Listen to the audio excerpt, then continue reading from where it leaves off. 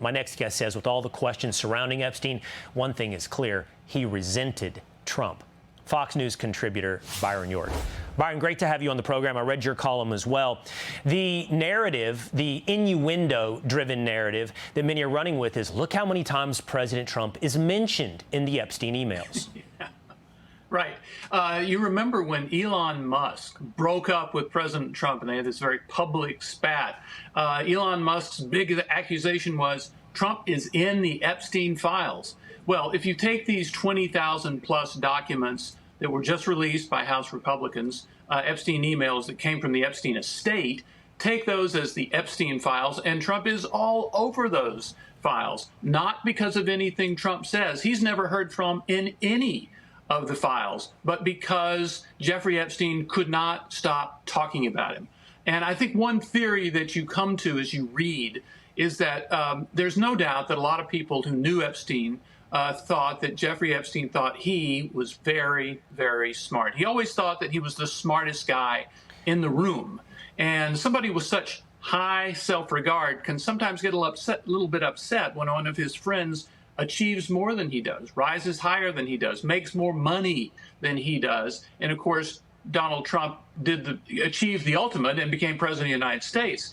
And looking back at Epstein, he was just obsessed with whatever Trump was doing as Trump was rising to power. Okay, so the big question for me, Byron, is why? If Jeffrey Epstein thought he was the smartest guy in the room, fine. Those guys are a dime a dozen. But why did everybody else think Jeffrey Epstein was the smartest guy in the room? Why did people from every walk of life, academic, politics, finance, turn to Jeffrey Epstein as their consigliere? Such a great question. We have some new bit of evidence here, which is a profile that Michael Wolff, the journalist who kind of became Epstein's advisor, Michael Wolff wrote in 2014. It was never published, but the reason we have it is Wolff sent a copy of it via email to Epstein, and thus it was released in the Epstein emails that came out the other day. And Wolff notes that Epstein pleaded guilty, as you mentioned, to child sex trafficking in 2008.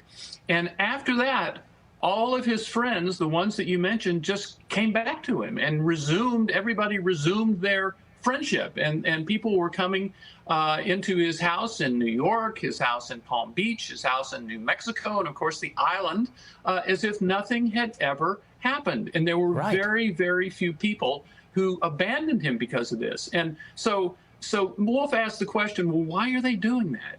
And some of them said that they enjoyed the intellectual company. But Wolff said, the presence of a lot of very good-looking young women, and Wolff said they were all women in their 20s. That's what he said.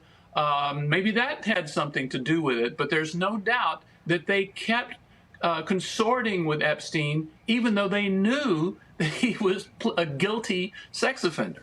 Incredible. Truly incredible. And by the way, in these emails as well are references to Bill Clinton. Others, same as Trump, others referencing Clinton, but much more indicting things about Clinton. I mean, when you combine the fact that weirdly Epstein had a painting of Clinton with high heels and a dress on, there's more to that relationship that also deserves exploration. But anyway, maybe there's going to be a more honest exploration of Jeffrey Epstein. Hopefully this is a start. Byron, thank you so much. Thank you, Will. All right. Hey, it's Will Cain. Click here to subscribe to the Fox News channel on YouTube. It's the best way to get our latest interviews and highlights. And click to subscribe to the Will Cain podcast for full episodes right now.